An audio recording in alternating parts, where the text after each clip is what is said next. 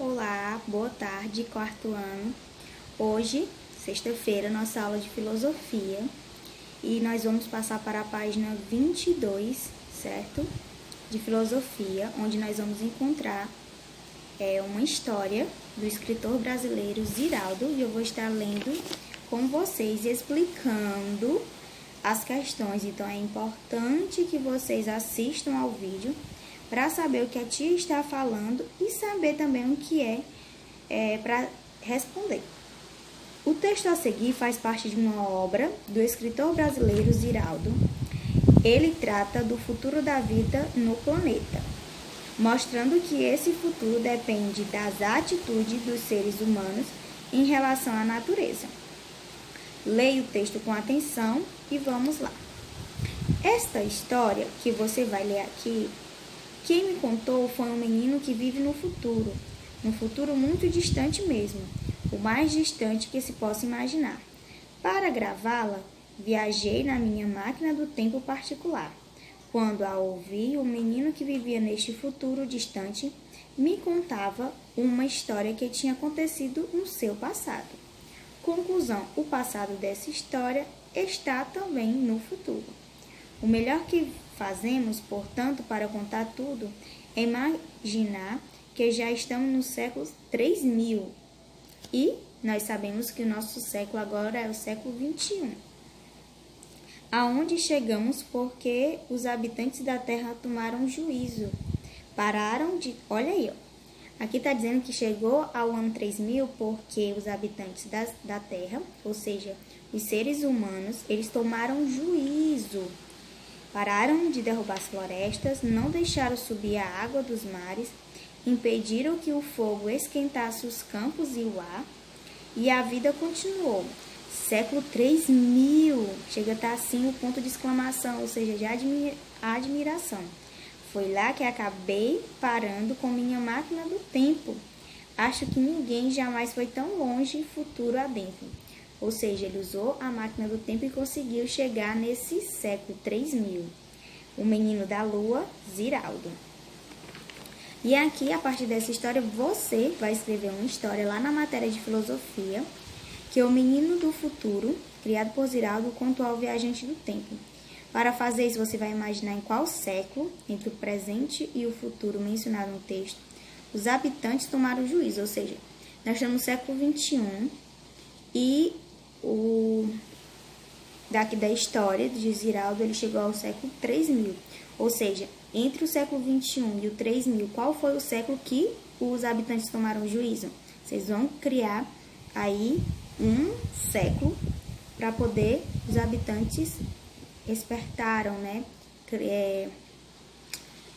Tomaram consciência todos para poder conseguir chegar até lá. Eles mudaram suas atitudes para preservar a natureza. Você vai escolher um século em que ainda dá tempo de salvar a natureza dos prejuízos causados pelos seres humanos. Também vai imaginar quais foram as mudanças. Quais mudanças podem ser citadas que os seres humanos tomaram?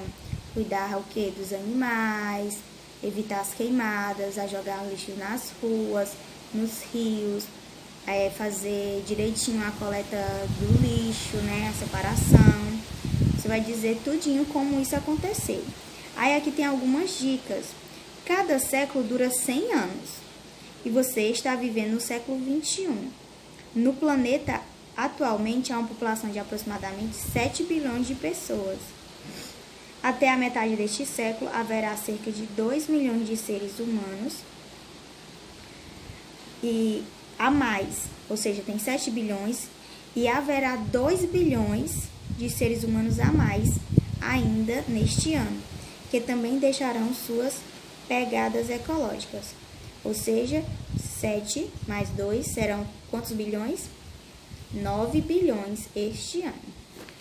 Aí você tem que criar aí uma história, pode ser pequena, lá na matéria de filosofia, como esse menino da máquina, o menino do futuro, ele contou ao viajante o que ia acontecer.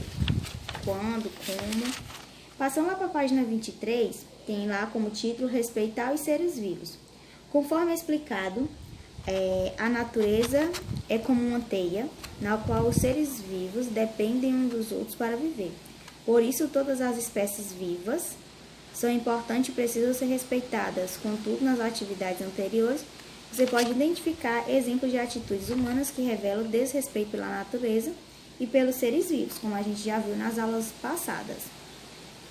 Aqui tem as consequências, que a atitude é colocar em risco a sobrevivência de várias espécies de animais.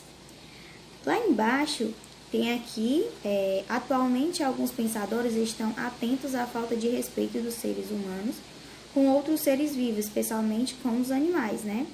Que dependem dos seres humanos.